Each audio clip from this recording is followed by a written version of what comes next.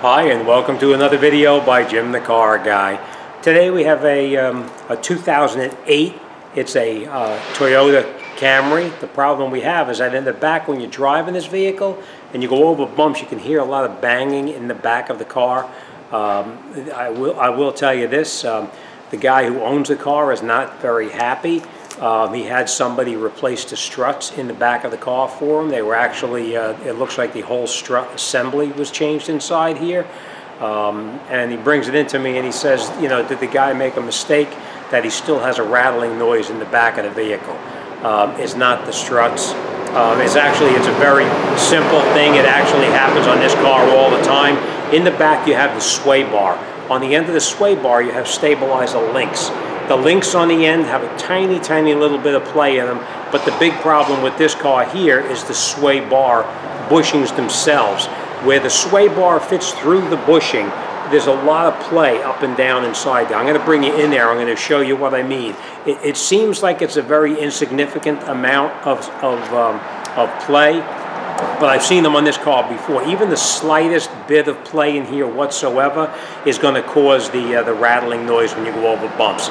On the lift here you have a little play, but once you factor in the weight of the vehicle going over the suspension, that noise gets pretty substantial. So let me show you what it is, and then I'm going to show you how to resolve the problem. I'm going to make a phone call to the customer first and see exactly what they want to do, whether they want to do just the sway bar bushings or they want to change the links while we're in there. So let me bring you in now and show you what it looks like, and then we'll make that phone call. Let's get some light up there so you can see. This is the sway bar bushing right up inside here. And you can see it bolts up through here. It looks like 12 or 13 millimeter bolts. The play that you have in there is just that little bit. Let's see. You see that movement inside there? It doesn't seem like a lot of play, but that's absolutely causing his rattling noise in the back. So, all right, let's make a phone call and let's see what he wants to do. Okay, we did talk to the customer, give him the price on it, and he elected to do the sway bar links as well as the bar bushings. So first thing we're going to do now is we're going to take these wheels off. You know what, let me bring you in, I'm going to show you why.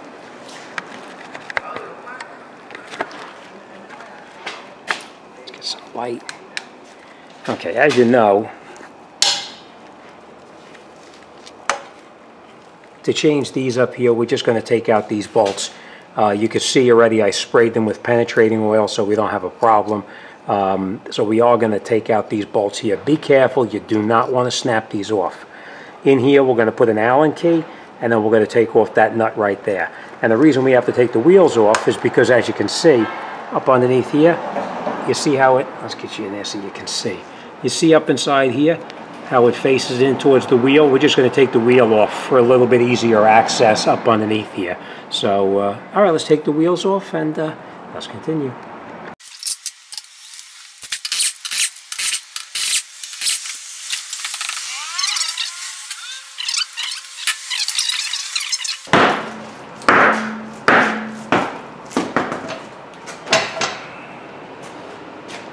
Okay, so this is what we're going to do up here. Oh yeah, you can see there were sensor track shocks, and they were probably loaded, so it's a complete assembly.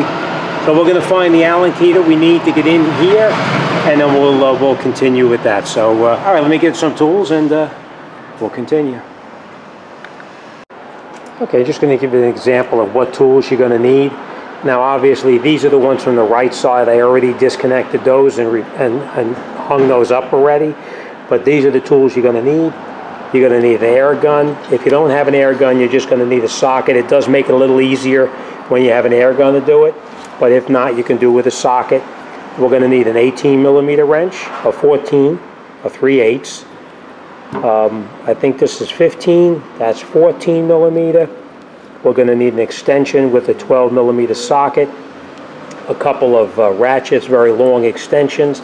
You're going to need an Allen key to get in to hold the, actually, you know what, let me show you, to hold the end of the stabilizer link right there, but I'll explain that to you in just a minute. A light so we can see what we're doing, a hammer just in case, and these are the replacement parts. Now, the replacement part, as you see, is a little different than the standard factory part.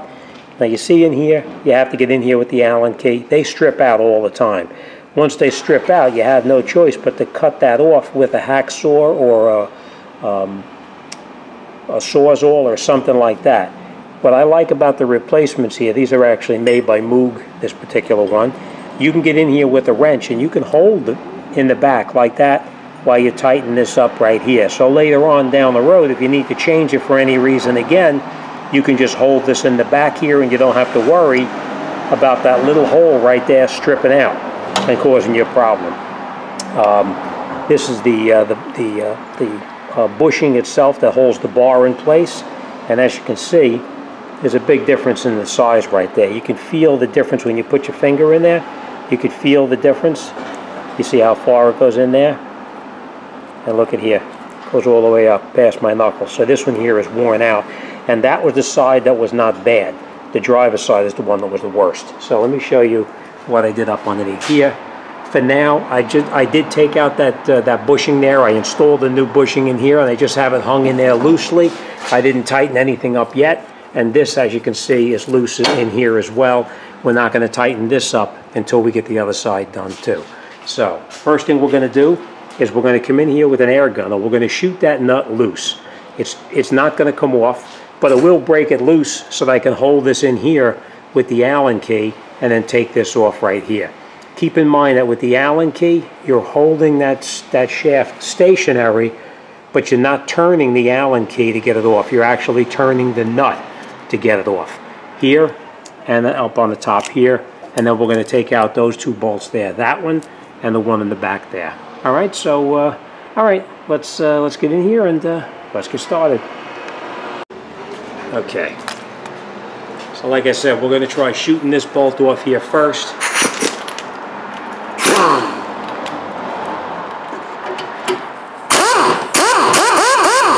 So that breaks that bolt loose. You see how it's loose, but it just keeps on spinning the shaft.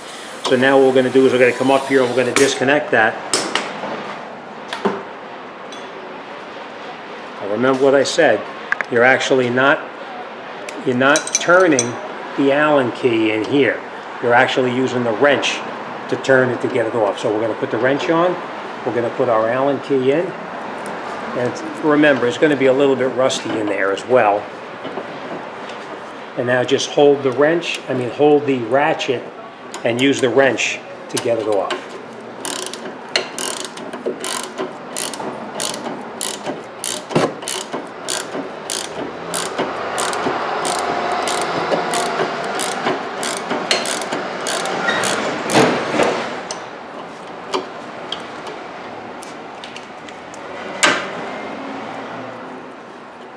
Okay. And now we didn't strip that out. We can just take this off and we'll continue on the bottom now. We're going to do the same thing right there. All right, we're just going to shoot that off now. It's probably just going to spin like the other one, but we'll see. Okay, just spinning. So again, we just put our wrench on it like this. Put our Allen key in there like that. And then we turn the wrench and just hold the Allen key in place so we don't strip it out.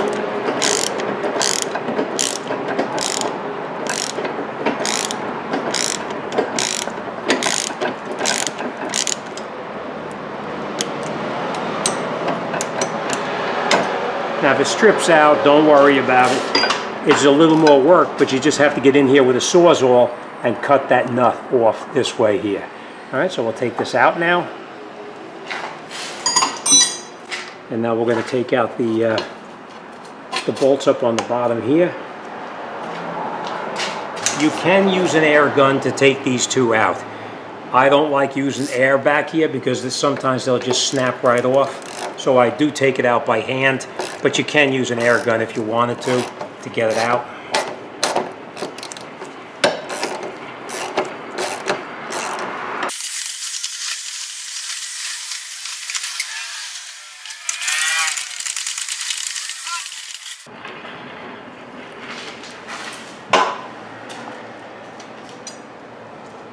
Okay, now you'll notice that this bracket right here has a little hook on the back of it like that. So we're just going to pull this out, just like this. And that play that you had was right inside there. All right, so let's take this out. Like that. We'll take our replacement, put our replacement over the bar, and you can see it's significantly tighter on there. All right, we're going to take this and we're going to hook this end back up on the top here first.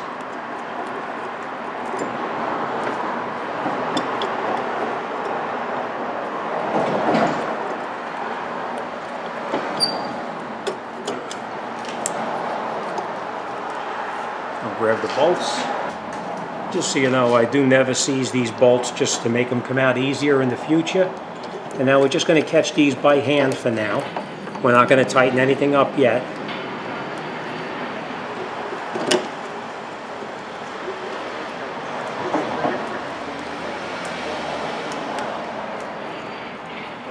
All right, so that's good for now.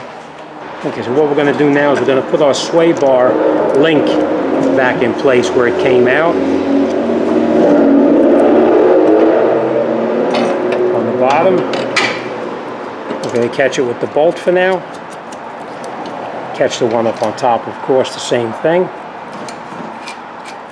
And now we're going to tighten everything up. Okay, like I said, you could use an air gun if you wanted to.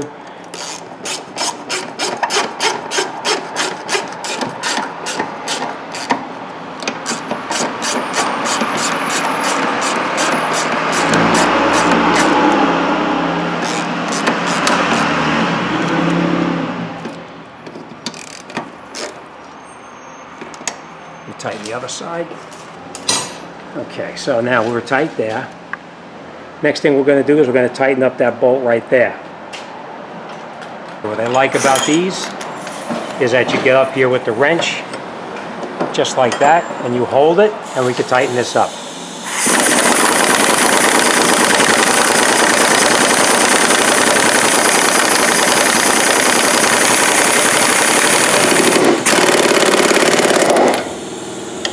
Alright, we'll do the same thing up top. We're going to hold it with the wrench in the back like this. Let's get that light out of there, I think. I hope you can see okay there. Yep. Okay, we'll hold it with the wrench like this.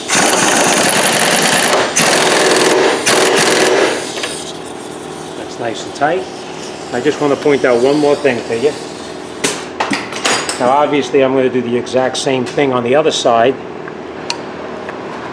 Now you see the grease fittings? That one is facing down, so we can get in there real easy with the grease gun.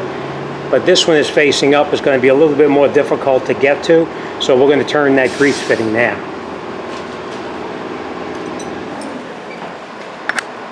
And that's where this 3/8 wrench comes in handy.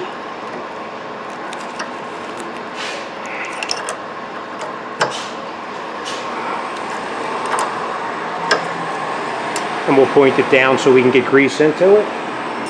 All right, next thing we're going to do is we're going to come over here to this side, and we're going to tighten those up right there. And